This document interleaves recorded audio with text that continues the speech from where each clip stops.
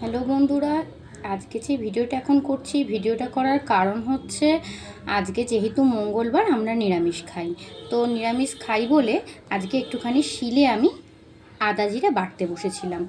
আমি নিরামিষের দিনটা শিলেই বাটি, আদা জিরে বাটা হোক যাই হোক, নিরামিষের জন্য আমি শিলে বাটি। আর না হলে আমার মিক্সারেতে আদা রসুন লঙ্কা পেঁয়াজ সমস্ত কিছু দিয়ে একটা পেস্ট বানিয়ে কন্টেনারে করে আমি রেখে দিই।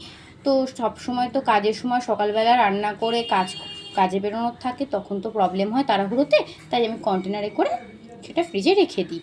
তো যেহেতু এটা নিরামিষ রান্না হবে সেই জন্য আমি এটা শিলে বেটে নিচ্ছি। শিলে বাটতে গিয়ে ভিডিওটা করার কারণ হচ্ছে বন্ধুরা, তোমাদেরকে এটা বলবো বলেই করলাম যে শিলে বাটার মানে মশলার যে এত সুন্দর স্বাদ, সেটা কি করে মানে কি সুন্দর মানে কি বলবো, মানে অদ্ভুত একটা আদা জিরে বাটার যে শিলে বাটার যে স্মেল বেরোচ্ছে বন্ধুরা, সত্যি খুব ভালো লাগছে। আর আমার মনে হয় এত সুন্দর এত ভালো গন্ধ যখন বাটায় বেরোচ্ছে, তো সেটা রান্না করলে সেই মশলা দিয়ে আরও সুন্দর লাগবে রান্নাটা খেতে। হ্যাঁ, তো সেই জন্যে ভিডিওটা করা হলো। আর না হলে তো আমি আদা রসুন পেস্ট দিয়েই রেগুলারলি রোজ রান্নাটা করি, তখন সম্ভব হয় না শিলে বেটে বেটে করা। আর লঙ্কা তো আমি শিলে বাটতেই পারবো না, কারণ আমার প্রচণ্ড হাত জ্বালা করে, এর ভয়তে আমি শিলে লঙ্কা বাটি না।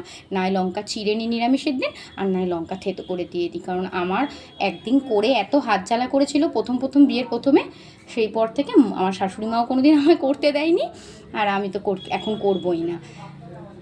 আরেকটা ভিডিও তোমাদের সঙ্গে শেয়ার করছি বন্ধুরা, সেটা হচ্ছে আজকে যেহেতু বাজার করতে গেছিলাম, তো সেখানে গিয়ে কিছুটা লঙ্কাও কিনে এনেছি। কিছুটা লঙ্কা আমি রেখে দিয়েছি সরিয়ে আলাদা করে, কারণ হচ্ছে যেহেতু ওই আদা রসুনের পেস্ট হবে, সেইখানে লঙ্কা টমেটো রসুন সবই তো দেওয়া হবে, সেইটা আলাদা করে একটু পরেই মিক্সারে করা হবে। আর এইটা আমি রেখে দেবো সমস্ত তরকারিতে, আলু ভাতে মাখা হলে, নানান রকম কিছুতে ফোড়ন দিতেও তো লাগে, সেই হিসাবে কাঁচা লঙ্কাটা আমার কাছে শুধু কন্টেনারে ভরা থাকে।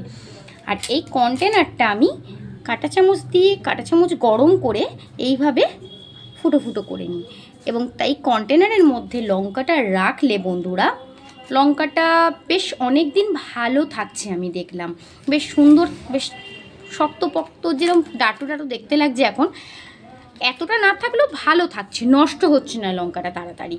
তো সেই জন্যে আমি এই ভিডিওটা তোমাদের সঙ্গে একটু শেয়ার করলাম আজকে।